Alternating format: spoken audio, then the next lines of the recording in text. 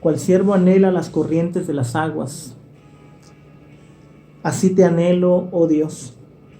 Tengo sed de Dios, del Dios viviente. ¿Cuándo podré ir para estar delante de Él? Día y noche solo me alimento de lágrimas, mientras que mis enemigos se burlan continuamente de mí, diciendo: ¿dónde está tu Dios? Se destroza mi corazón al recordar cómo solían ser las cosas. Yo caminaba entre la multitud de adoradores, encabezaba una gran procesión hacia la casa de Dios, cantando de alegría y dando gracias en medio del sonido de una gran celebración. ¿Por qué estoy desanimado? ¿Por qué está tan triste mi corazón? Ahora estoy profundamente desalentado, pero me acordaré de ti, aún desde el lejano monte Hermón, donde nace el Jordán, desde la tierra del monte Misar.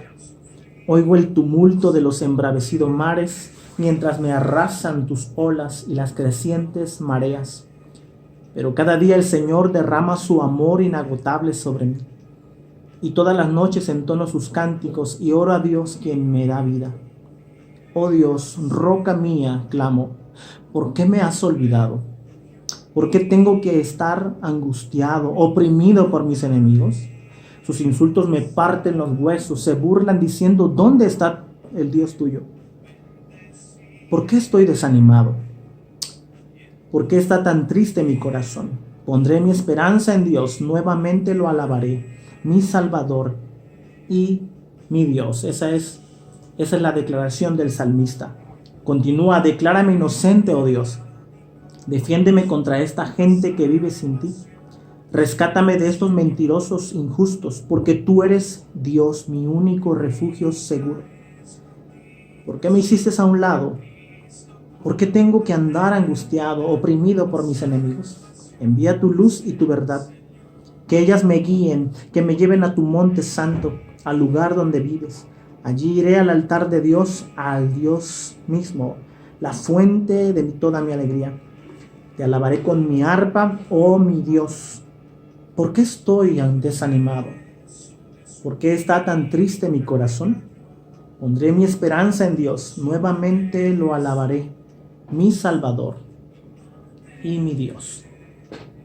Este salmo, como muchos, es un poema inspirado por el Espíritu Santo, atribuido a los hijos de Coré, un poema de uso cultico para la comunidad en general, para el pueblo de Israel. Sin embargo, por su contenido también es interesante que está pensado para ser meditado de manera personal. Es decir, que cada uno de nosotros de manera individual tiene esa libertad de poder tomar el salmo y poder recitarlo y poder hacerlo nuestro. Otro punto importante a considerar es que esos versos o esos estribillos que se mencionan ahí en el versículo 5 del capítulo 42, en el versículo 11, en el 43, 5 finalmente, son prueba de que ambos salmos son una sola composición. Pero también otro punto interesante es que necesitamos tomar en cuenta o tener en cuenta que el salmista, quien escribe, está exiliado, está lejos. Está lejos del templo, está lejos de su lugar favorito para adorar a Dios. Está lejos de todos aquellos símbolos que para él representan la presencia de Dios y la comunión con Dios.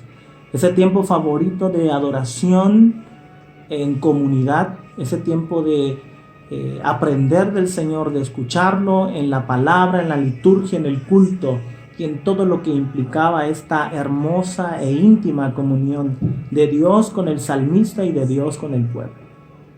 Es interesante que sin duda a estas alturas nos sentimos todos identificados con este tiempo, ¿verdad? Estamos como exiliados, nos sentimos lejos, apartados de esos símbolos que para nosotros representan la presencia visible de Dios, la comunión con Dios, los hermanos, la iglesia y todo lo que hacemos dentro de la congregación. Para nosotros son símbolos fieles de la comunión con Dios y con los hermanos. Así que ahí está el salmista, ¿verdad? Se encuentra atribulado, se encuentra en crisis, se encuentra siendo atacado también de manera sarcástica. Le están increpando. ¿Dónde está pues el Dios, el cual has hecho tu Salvador, tu Dios, tu Señor, tu Redentor y tu roca firme? ¿Dónde está? Así que en esa situación y en esa experiencia de angustia, de turbación, de agonía profunda, el salmista expresa con este bello poema, con esta composición y por medio de muchas imágenes y metáforas muy ricas. En primer lugar, está suplicando el anhelo por la casa de Dios. Está suplicando volver a ese momento y a ese tiempo donde él ha estado en contacto con Dios junto con la congregación y con todas esas imágenes que para él representan la comunión y la bondad de este Señor. Una imagen de lo más rica, tomada de la naturaleza. Sin duda, este siervo que está bramando por agua limpia y pura, refrescante, revela el anhelo profundo del salmista, su más profundo deseo y su anhelo por su necesidad de Dios y por su necesidad de experimentar la gracia y la provisión y la protección de Dios en su momento de crisis. Y de ahí tenemos el estribillo otra vez en el 42:5. ¿Por qué te abates, oh alma mía, y te turbas dentro de mí?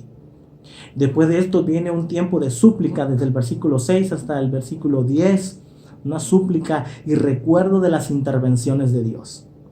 Si el alma del salmista está turbada, está ansiosa, está en agonía por anhelar la presencia y la provisión y la protección de Dios, ¿cuál es la manera en la que él puede animar y alentar su alma? En primer lugar, está recordando las múltiples intervenciones de Dios. Cómo es que Dios ha intervenido, cómo se ha manifestado de muchas maneras. De maneras poderosas, Él ha irrumpido en muchas ocasiones para salvaguardar la vida del salmista, para protegerlo de la amenaza inminente de sus enemigos.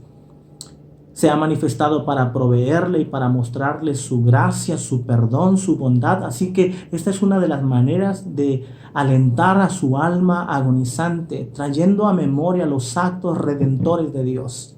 Qué mejor manera para alentar su alma y su corazón. Y luego el siguiente estribillo: ¿por qué te abates, no, alma mía, y te turbas dentro de mí? Otra vez, espera en el Señor, todavía voy a alabarle, ¿no? Inmediatamente después de esto, 43, 1 al 4, es un momento de oración para él. Es una declaración también de confianza y de fe, en donde al mismo tiempo está preguntando, ¿verdad? Se siente a sí mismo como que Dios lo hizo a un lado, como que está oprimido también por sus enemigos y por esta razón está sumamente angustiado. Sin embargo, informa a su mente, informa a su alma, a su corazón, que a pesar de todo eso, el Señor está presente. Él es su refugio, Él es su roca. Es decir, Él le proporciona firmeza en medio del tumulto, en medio de la desesperación, en medio de su agonía, en medio de esta situación tan turbulenta para Él como de un mar embravecido. Él sabe que puede acudir a la roca que está firme e inconmovible.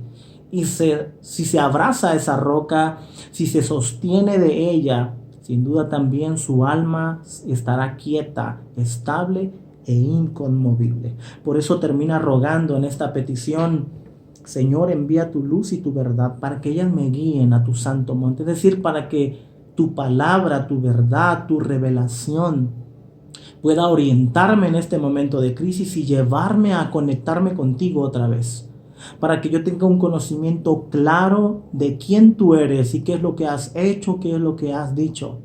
Y de esta manera yo pueda responder también en adoración, en alabanza, en cántico. Y termina entonces preguntando lo mismo: entonces, ¿por qué voy a estar desanimado? ¿Por qué voy a estar tan triste dentro de mi corazón? ¿Por qué tanta agonía y tanta turbación? Pondré mi esperanza en Dios, nuevamente lo alabaré, nuevamente voy a adorar al Señor. Permítame terminar diciéndole que sin duda,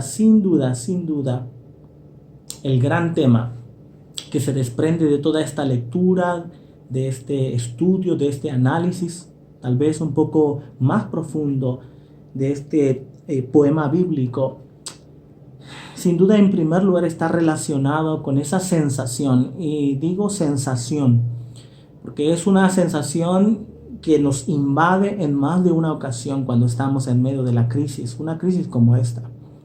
Una sensación de ausencia divina, una sensación de silencio de Dios, como si Dios estuviese de brazos cruzados o como si Dios estuviese perdiendo el control de la situación o simplemente no está ahí para escucharnos. Pero es interesante que el salmista en su oración nos presenta ese dolor agonizante y esa depresión, sin duda, que se manifiesta al sentirnos alejados del Señor y al entendernos a nosotros mismos como distantes, así como el salmista David se sentía distante de los símbolos que para él representaban la presencia de Dios, el templo, la adoración, los sacrificios y todo el culto.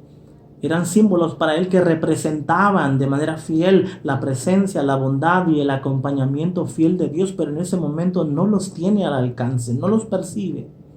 Tiene esa sensación de ausencia de esos elementos que sostienen y fortalecen su alma. La evaluación del Salmo revela el alto nivel de depresión que puede llegar a experimentar la persona que anida internamente esos sentimientos de frustración, de añoranza, de lejanía. Y dígame, ¿quién no lo ha experimentado? Yo sé que usted lo ha experimentado. Todos hemos experimentado esa agonía, ese desconcierto, esa crisis, esa turbación del alma, esa ansiedad, esa preocupación, ese miedo y ese temor. Todos lo hemos experimentado. Y tengamos cuidado en acusar y condenar a nuestra alma porque se siente de esta manera. Recordemos que es parte de nuestra humanidad sentirnos de esta manera y son válidas esas expresiones psicológicas, emocionales e incluso espirituales.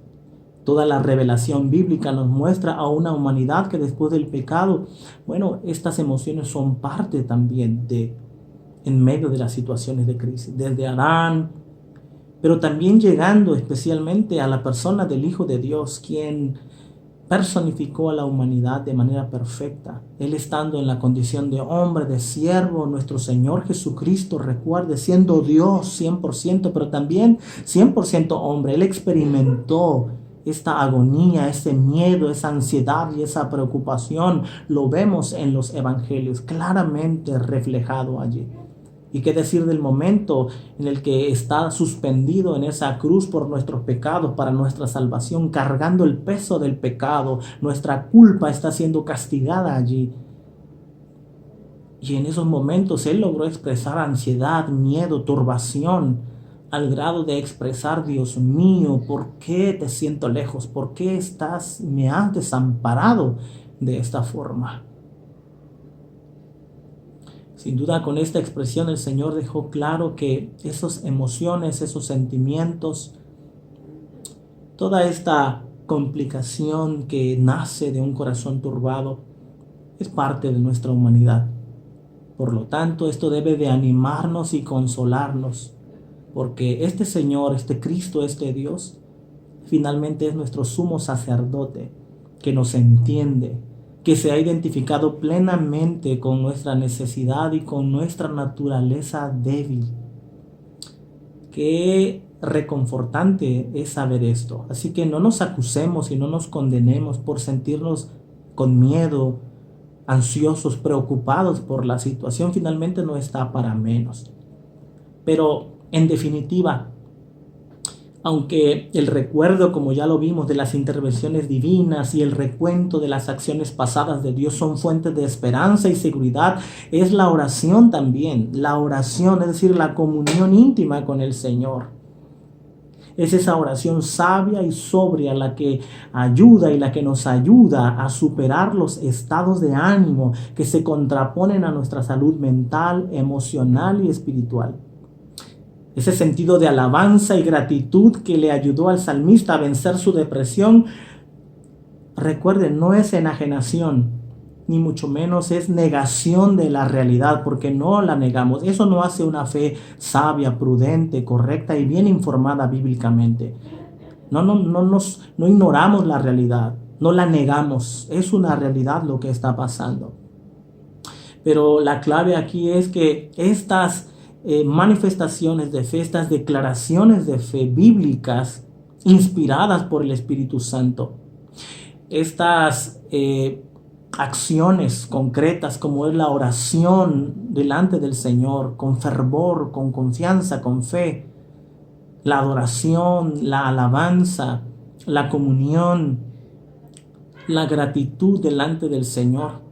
Y todas estas experiencias y todas estas disciplinas espirituales, sin duda, son una demostración firme y grata de confianza y seguridad que proviene de la fe en el único Dios verdadero, en el único Dios y Salvador, quien, en palabras del salmista, es mi esperanza, es mi Salvador, es mi Dios. Así que termina otra vez con esa pregunta: ¿por qué entonces habemos de inquietarnos? ¿Por qué nos vamos a angustiar? En Dios pondré mi esperanza y todavía lo alabaré. Qué maravillosa manera de terminar y de comenzar también. Todavía lo alabaré. Finalmente quiero que podamos saber y estar convencidos de manera certera que todavía lo alabaremos.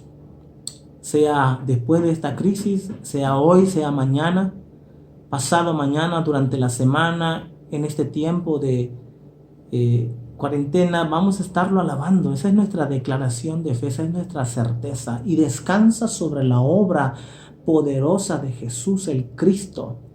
Este Cristo que personificó en primer lugar este salmo, que nos conduce en primer lugar este poema a este Cristo glorioso, que nos habla de Él y que nos conduce a Él, pues Él en primer lugar se sintió abatido y angustiado ante sus acusadores, ante aquellos que le dijeron: ¿dónde está tu Dios? No que tú eres el Señor, el Salvador, el Mesías, pues baja de esa cruz. Y lo acusaron y se turbó su alma, su corazón por el peso del pecado, de la maldad nuestra. Y es que se sintió abandonado de la misma manera y tuvo que expresar: Dios mío, ¿por qué me has desamparado? Este salmo precioso que fue una certeza, que fue una vivencia y una experiencia en la persona del Hijo de Dios. Y que finalmente por su obra, por su muerte en la cruz y por su resurrección conforme a las Escrituras, nosotros podemos hacer nuestro este salmo y sobre todo esa declaración de fe al final: Él es mi Dios y mi Salvador, y por eso no permaneceré turbado, asustado, con miedo, paralizado. Vamos a avanzar de manera firme y confiada, pues Él es nuestro Dios, Él es nuestro Cristo, Él es nuestro Salvador.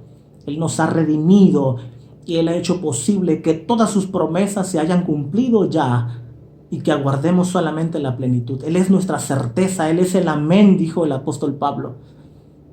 En Él Dios ha cumplido todas sus promesas y solo aguardamos que Él venga por segunda vez en breve para dar a cada uno según haya sido su obra, para traer a conclusión y a plenitud su reino glorioso, cielos nuevos, tierra nueva, donde mora la justicia. Esa es la narrativa que tiene la iglesia, ese es el proyecto que conoce, que cree y que proclama a este mundo en necesidad. Así que todavía lo alabaremos, ¿sí? Al rato todavía lo alabaremos, mañana todavía lo alabaremos, pasado mañana, después de esta contingencia, después de esta crisis, todavía lo alabaremos. Y aún si nos va la vida en ello, aún si en la soberanía de Dios está terminar nuestros días de esta manera o de cualquier otra, no importa.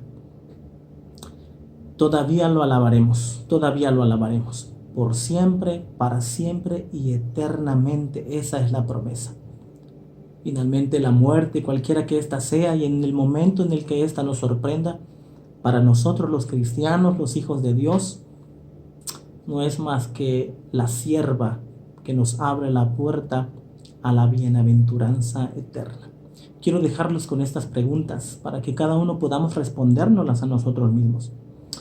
¿Experimento miedo o ansiedad en este momento de crisis? Yo sí, mucha. Pero bueno, ahí está la respuesta del salmista. Pero también recuerde, es normal, está bien. El asunto es que no nos quedemos ahí, que no nos paralice, que no nos desarme, que no nos desoriente. ¿Cómo puedo alentar mi corazón? ¿Cómo lo hizo el salmista? Trayendo a memoria las intervenciones de Dios. Hagamos esto, traigamos a memoria las veces en las que Dios ha intervenido en nuestras vidas. Vayamos a las Escrituras y veamos cómo Dios ha intervenido, cómo ha salvado, cómo ha protegido, cómo ha proveído, y que eso alimente y nutra nuestra fe. Pero sobre todo, veamos la cruz, veamos a Cristo crucificado y resucitado, porque es la evidencia y la prueba de la mayor y más gloriosa intervención de Dios en la vida de cada uno de nosotros. Veamos a Cristo, el autor y consumador de la fe, y le aseguro que nuestra fe va a ser inconmovible, firme como una roca, como la roca que es nuestro Dios. Finalmente, ¿cuál es mi mayor necesidad y anhelo en este tiempo?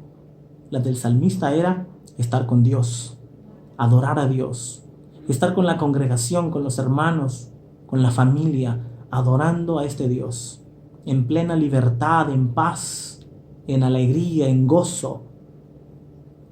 Ese era el anhelo del salmista. ¿Cuál es la nuestra? ¿Cuál es nuestro anhelo, nuestra petición y nuestra mayor necesidad en este momento? Bueno, cada uno tiene la suya propia. Presentémosla con acción de gracias delante del Señor. Y al que pueda hacer muchísimo más de lo que podemos pedir o imaginar por la gracia y el poder que actúa en nosotros. Así lo hará. Que el Señor les bendiga, que el Señor les guarde. Saludos a todos.